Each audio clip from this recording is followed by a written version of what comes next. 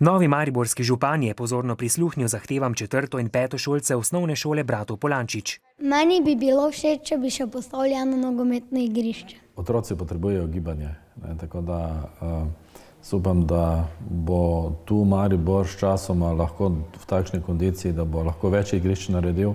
Otroci opozarjajo, da je mesto preveč prazno in brez življenja. Čez dan se skoraj nič ne dogaja. Se mi zdi, kot da je mesto duhov, ker vem, ko sem bila mala, da smo hodili po ulicah, pa je bilo vse polno, zdaj pa je vse prazno. Župan prizna, da je v središču mesta veliko praznih lokalov. Treba jih bo zapolniti z vsebinami. Če pride nekdo za dobrim programom, da ne sme biti problema, da začne delati v takem lokalu. Otroke moti tudi, da so njihove šole dotrajane in slabo urejene, a za prenovo vsakič zmanjka denarja. Odslej bo drugače, obljublja novi župan. Večjo telovadnico, naprimer za odbojko, da imamo lahko samo eno mrežo in se pač potem moramo razdeliti in potem tudi večja gneča.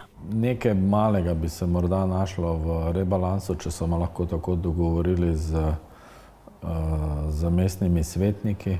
Župan je torej prejel sporočilo otrok in se strinjal, da ga čaka še veliko dela.